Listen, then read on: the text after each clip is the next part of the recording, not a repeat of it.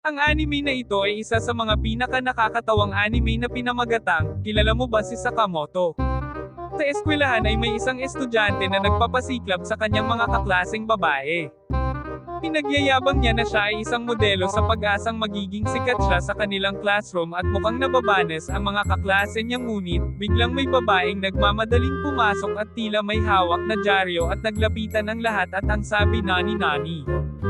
Nakita nila ang isang lalaki at namangha sila dahil akala nila ito ay lumilipad sa gitna ng bagyo.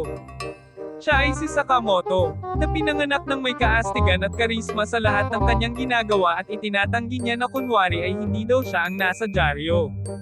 At sa angking kaastigan niya, hindi maiiwasan na mainis at mainggit sa kanya ang mga tolongges niyang classmate at pinagbabalakan siyang pagtripan. Isang beses nang siya ay mag-recite sa kanilang classroom, isang tolongges ang nag-trip at nang paupo na siya ay biglang hinatak ng kanyang kaklase ang kanyang upuan, ngunit, siya ay biglang umupo sa ere ng naka-dekwatro na may dangal at karangalan. At humanga pa ang lahat at naramdaman niyang isa siyang hapaslupang nilalang. At sa field ng kanilang school ay naglalaro sila ni Sakamoto at pinipilit niyang sirain ang kaastigan ni Sakamoto, ngunit siya ay nabigo. Siya ay naghilamos at naputukan ng likido ang kanyang mukha, kaya isa na namang katarantiduhan ang kanyang naisip, tinanggal niya ang babala at sumaboy din sa mukha ni Sakamoto ang tubig, ngunit, siya ay nagmistulang si Dao Mingzu ng ip-4 sa kabangisan at kinilig ang mga bebot. Sa classroom ulit at, nabubuang na siya sa kakaisip kung paano ipapahiya si Sakamoto, ngunit, lalong lamang ito nagiging astig sa klase at sumisikat pa, at biglang may bisita. Isang bubuyog na gumimbal sa buong klase at bigla niyang naisip na ito na ang chance niyang magpasiklab. At nang ito ay dumapo, ay isa pala itong putakte na malaki at lalo pa itong mas ikinagimbal at nagtakbuhan ang mga babae sa labas, at may isang tanga na nag-lock ng pinto na naging rason ng pagkurong ng betlog ng mga lalaki, at ang guro nila ay nagmungkahi na haburin ang kanilang uniforme na kulay itim.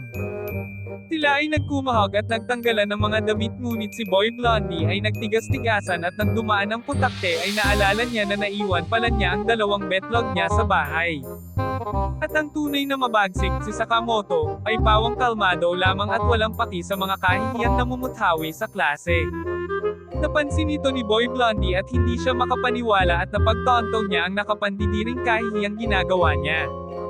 At dumapo kay Sakamoto ang putakti na para bang sila ay mag-best friend.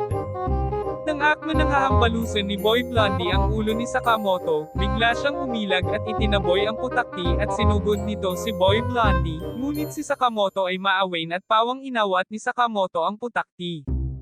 Pero parang hindi ito nagustuhan at naghirementado ang putakti at inatake si Sakamoto. Naglaban silang dalawa ng may karangalan at dignidad at nasaksihan ng mga mahihinang nilalang, at sa bandang huli ay, nanalo si Sakamoto at nahuli niya ang putakti na parang siomai on a chopsticks at pinamagatan niyang grasping beans, manner be ants. Napanganga ang lahat sa kabagsikan. At pinakawalan niya na ito. At parang makinang nabituin na naman si Sakamoto na sinasamba sa klase nila.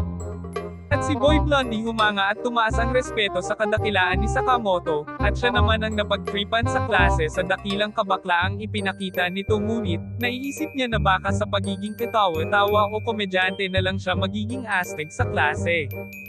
Pinabalik at pinaupo na ang lahat para ituloy muli ang naudlot na klase sapagkat nasa kalagitnaan pala sila ng exam. Ngunit si Panginoong Sakamoto ay tapos na pala mag-exam, at siya na rin ang nag-check ng kanyang sariling test paper at walang palag ang kanyang teacher dahil perfect score pa ito. Hinangaan na naman siya. At si Boy Blondie humirit pa ng kagunggong ng patawa na di naman nakakatawa, awkward lang naman, parang gusto tuloy siyang pagsasampalin. Umiyan na at si Sarah Boy Blondie ay nangakong siya ay magiging komedyante na lang, pero inaalok nito si Sakamoto na maging kaparehan niya sa next activity sa klase para naman makatamasa siya ng kabagsikan ni Sakamoto. Feeling close na siya, ngunit, napakagalang siyang tinanggihan ni Sakamoto. Sa klase, may tatlong ulupong na nagbabalak ng kabulastugan. Inaawat sila ng isa nilang kaklaseng babaeng, ngunit, ang sabi wag siyang pampam, naglalaro lang daw sila. Nagtimbre ang isa, andyan na raw ang biktima. Ngunit nagkamali sila ng pinagtripan dahil ang estudyanteng iyon, ay si Sakamoto na pinanganak ng may angking kaastigan, kabagsikan at karangalan na nagniningning sa lahat ng kanyang ginagawa. Nasalo niya ang pambura at bumati ng magandang umaga, at talaga namang gumanda at umaliwalas ang umaga sa tilian ng mga eabab. Maliban sa 3 tanga. Pero di pa dyan nagtatapos. Sapagkat maraming hinandang kahihiyan ang mga bastardo para kay Sakamoto. Papunta sa CR si Sakamoto at nakita ng 3 makong, at mukhang doon magaganap ang unang trip. Pumasok na siya sa Taco Bets at sinabuyan nila ito nagtubig at niyabangan kung wala na ba ang antok nito, pinagtawanan at umalis, ngunit si Sakamoto ay may dalang payong at ang sabi, rain shower ba ito? Pabalik na ng classroom ang 3 monkey at narinig nilang naglalakad palabas si Lord Sakamoto sa CR na may hawak na payong. Nagulat sila at ramdam nila ang katangahan sa buto. At pangalawa naman ay sa loob ng classroom, tinapon ng 3 eksperto sa katangahan, ang lamesa at upuan ni Sakamoto sa labas kaya gayon ay wala siyang maupuan. Ngunit sa ginawa nilang yun ay pinagkaguluhan pa siya ng mga bebot at inalok siya na umupo sa kanilang tabi. Ngunit, pinili niyang umupo na lang sa bintana. At pag-upo niya ay nagningning siya sa kaastigan at gwapuhan na parang si Giga Chan. At nabigo na naman ang 3. At sa huling trip ay sinagad na ng 3 ang katangahan at ikinulong nila si Sakamoto kasama sila sa isang bodega.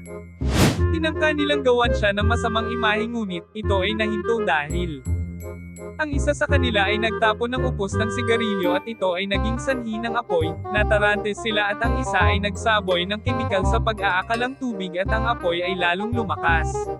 Ngunit si Sakamoto ay nakiisip ng paraan at ito ay tinawag niyang repetition sidestep. At ang akala ng 3 ongas ang kanyang ginagawa ay para lumamig ang paligid, at hindi sila naniniwala ngunit nakita nila sa kanyang mata ang kaseryosohan. Kaya't di na nag-atubili ang 3 na gayahin at sabayan siya. At ito nga ay naging sanhi ng pagkabulahon ng mga guro na nasa ibaba, di nagtagal ay may dumating na isang guro at pumunta sa silid kung saan sila naroroon at natagpo ang nagsa-sidestep at akala sila ay nagpapalabas ng demonyo at nag-aadik, at sa wakas, naapula na ang apoy. Tinanong ng guro kung ano ba talaga ang ginagawa nila at nagkaroon ng malaking apoy, napatingin si Sakamoto sa promotor ng lahat ngunit, sa halip na isumbong ay, nagdahilan siyang, tinuturuan niya silang 3 kung paano gumamit ng alcohol lamp at inako niya pa ang kasalanan. Nagulat ang 3, at pinatawag si Sakamoto sa office para pagawin ng apology letter. Nagpaalam na siya at tinignan sila ng may dangal at nadama ng 3 ang solidong kahangalan sa kanilang mga ugat at lumalim ang respeto nila kay Sakamoto-kun. At sa halip na ikalat ang litrato, ay gusto na niya maging wallpaper si Sakamoto-kun. Uwian na at naglalaro ang 3 at natanggap na nilang natalo sila ni Sakamoto, at sa wakas, imbis na inggit, ay paghanga na at respeto ang pagtingin nila sa kanya.